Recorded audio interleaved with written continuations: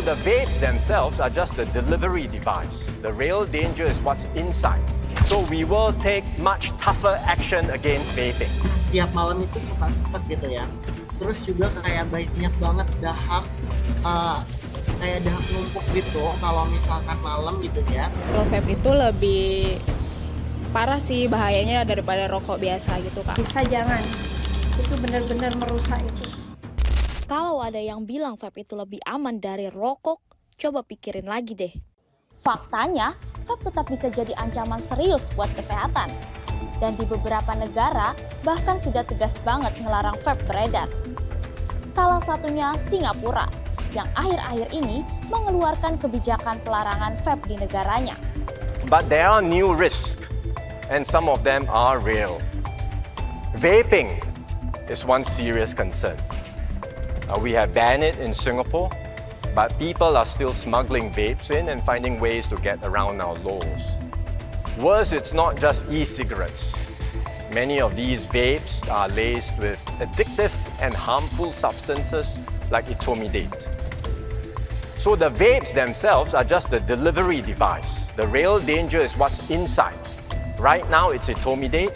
In future, it could be something worse, stronger, or far more dangerous drugs. So we will take much tougher action against vaping. Larangan tersebut bukan tanpa alasan. Di Indonesia sendiri, sudah ada kasus nyata yang harus kita lihat lebih dekat. Begini ceritanya. Untuk di belakangan terakhir ini aku sering banget ngerasa kalau tiap malam itu suka sesek gitu ya. Terus juga kayak banyak banget dahak, kayak dahak numpuk gitu kalau misalkan malam gitu ya. Akibat ngepot sendiri sih. Kebetulan aku ngepot sih. Waktu itu kayak udah nggak kuat ya, kayak tiap malam gitu loh. Agak sedikit kesal ya, karena kalau malam itu suka kayak nggak tahu kenapa kayak ada dahak banyak banget gitu di sini, kayak bikin susah tidur gitu sampai ke hidung.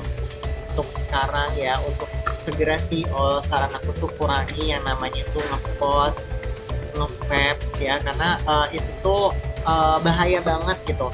Sayang uang juga, mendingan uangnya tuh ditabung gitu kan, dimana juga karena banyak banget angka kematian itu yang disebabkan oleh rokok elektrik kayak gitu ya, apalagi kalangan muda nih kayak gitu yang jadi sasarannya.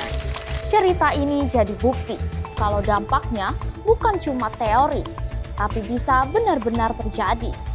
Untuk tahu lebih jelas dari sisi medis, kita dengerin langsung penjelasan dokter spesialis paru.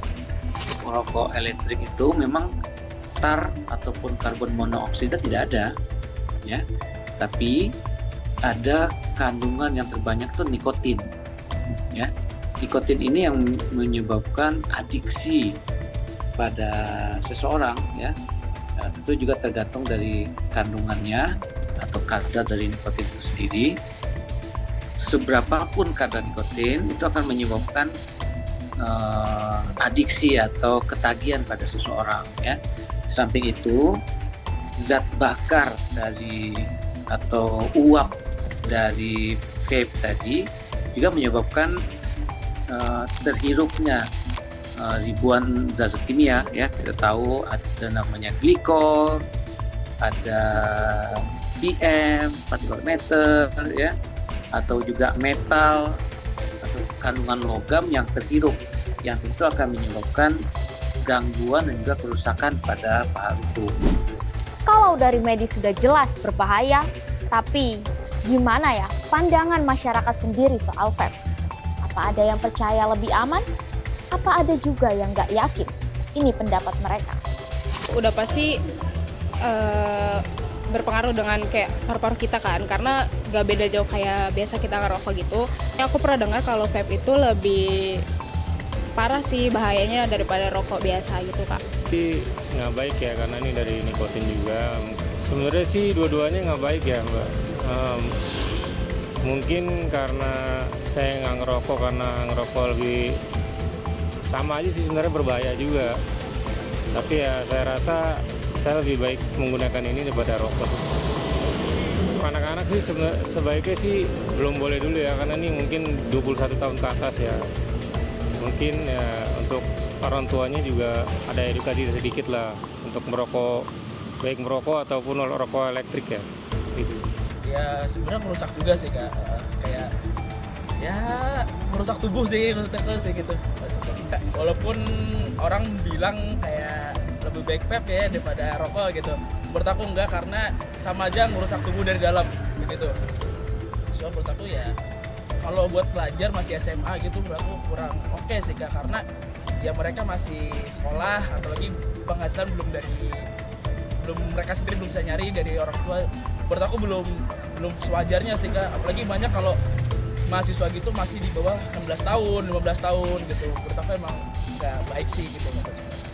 Vape itu karena uap ya, mungkin terhadap paru-paru basah, kemungkinan bisa jadi, setahu saya itu nggak ada yang baik sih ya terhadap dua-duanya itu. Ya mungkin karena vape itu bisa mengurangi pengeluaran, mungkin kalau rokok ya mungkin pengeluarannya tiap hari, itu sih. Itu pandangan saya. Kalau untuk anak pelajar sih seharusnya jangan sih ya, karena masih belum cukup umur lah. Mungkin harus lebih diperhatiin lagi sama orang tuanya. Kalau saya, vape itu nggak bagus, soalnya itu nikotinnya lebih gede dibanding rokok. Nah itu merusak banget untuk kesehatan buat saya ya. Tapi kalau bisa jangan, itu benar-benar merusak itu.